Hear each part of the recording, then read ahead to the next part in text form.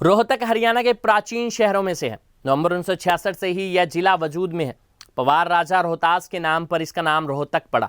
नमस्कार, मैं हूं गौरव और आप देख रहे हैं खबर खिड़की। यही माना जाता है कि रोहतक शहर में रोहार का नाम का एक पेड़ था, इसी के चलते इसका नाम रोहतक रखा गया। रोहतक मंडल है और इस जिले के अंतर्गत महम, कलानौर व सांपला तहसीलें आती हैं। इसके अलावा रोहतक में कलानौर, गढ़ी सांपला, किलोई, रोहतक और महम विधानसभा क्षेत्र हैं। नकुल दिग्विजय ग्रंथ में भी रोहतक का जिक्र मिलता है।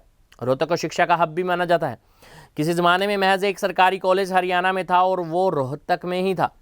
रोहतक में महर्षि दयानंद यूनिवर्सिटी भी है। इस विश्वविद्यालय की स्थापना साल 1976 में हुई थी। इसके अलावा 8वीं शताब्दी में बनाया गया अस्थल बोहर मठ भी है। इस मठ की बहुत मान्यता है। इसी मठ के अंतर्गत बाबा मस्तनाथ विश्वविद्यालय भी है।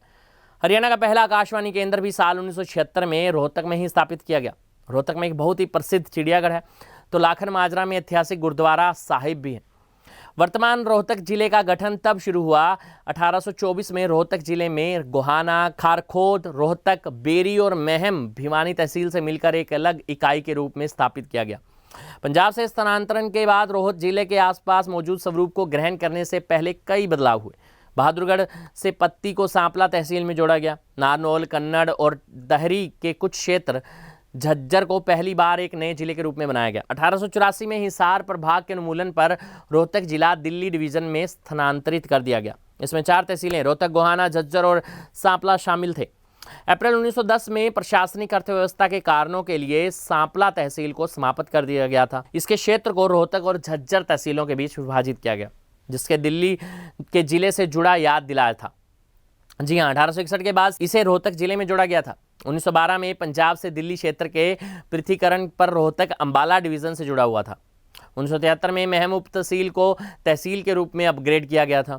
सोनीपत तहसील रोहतक के विभाजन करके बनाया गया था और गोहाना और सोनीपत तहसीलों को सोनीपत जिले को आवंटित किया गया था। एक और तहसील कोसली को झज्जर तहसील से बनाया गया था और नहर उप तहसील को समाप्त कर दिया गया था और 2 हिस्सों में रोहतक का विभाजन हुआ था, जिसमें 5 तहसीलें रोहतक, बीगड़, झज्जर, महम और कोसी और एक उप तहसील भी थी। जी हाँ, नवंबर 1989 में दूरसंचार के पुनर्गठन ने जगह ले ली और गोहाना तहसील फिर रोहतक जिले के साथ जुड़ गई थी। जी हाँ, रोवाड़ी का बादली, मातनहेल और बेरी के 3 उप तहसील जुलाई 92 में फिर से बनाए गए। गोहाना तहसील को फिर से सोनीपत जिले में स्थानांतरित कर दिया गया और बादली उप तहसील को बाद में समाप्त कर दिया गया।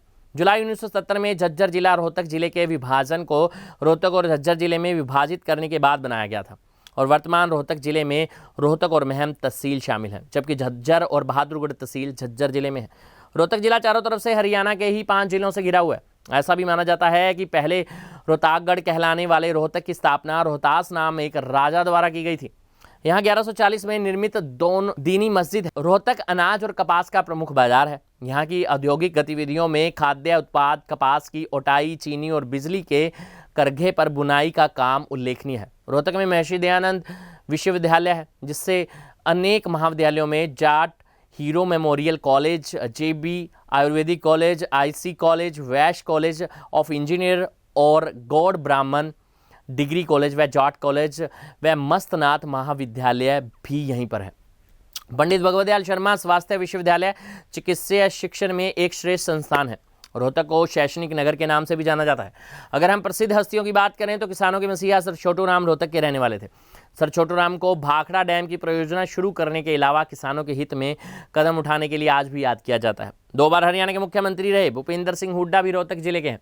इसके अलावा अभिनेता रणदीप हुड्डा, निर्देशक सुभाष घई रोहतक से ही हैं। हरियाणा के वर्तमान मुख्यमंत्री मनोहर लाल खट्टर का जन्म भी रोहतक के गांव निदाना में हुआ। रोहतक में पर्यटन के लिहाज से तिलियार झील काफ़ी प्रसिद्ध है। इसके अलावा रोहतक में चौधरी बंसीलाल के नाम पर गांव लाहली में एक क्रिकेट स्टेडियम भी है। प्रदेश का पहला इंडियन इंस्टीट्यूट ऑफ मैनेजमेंट भी रोहतक में बनाया गया। हमारी खास रिपोर्ट।